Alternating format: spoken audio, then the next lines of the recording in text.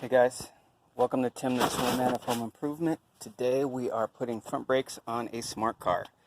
And one of the things that people think is that it's really hard to do and takes a lot of money.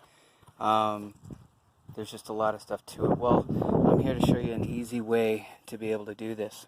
So there's two bolts. There's one right here and there's one right down here. You take that bolt out.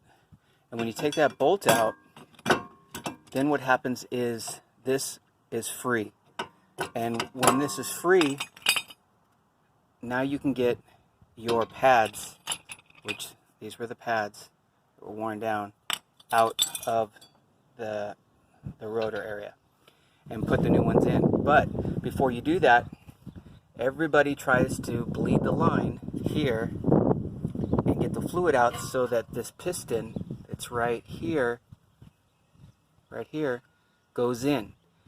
You don't have to do all that. So what I do is I use this tool and I put it in there and I push the piston back and put the fluid back in without having any air gaps or anything else.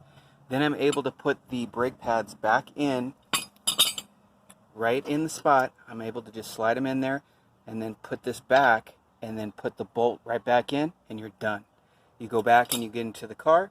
You squeeze the brakes a few times so that the piston then pushes on the new brake pads. And, you know, an hour job of bleeding, two people, blah, blah, blah. The lines took you 15 minutes to do the front brakes. So I wanted to show that to you really quick. And you're only paying for $39 brake pads. All right? Okay guys, I'm on the other side now. That other one took me literally 5 minutes. I wanted to show you really quick because I got a better view here of the piston I was talking about with the C-clamp. So basically, let's see if I can do this without getting in the way.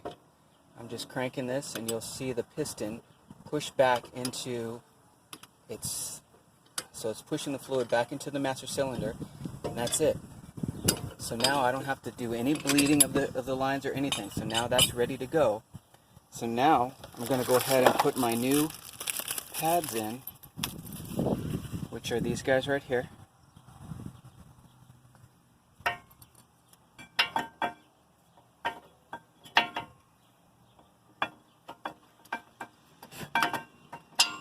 Okay, that one's in.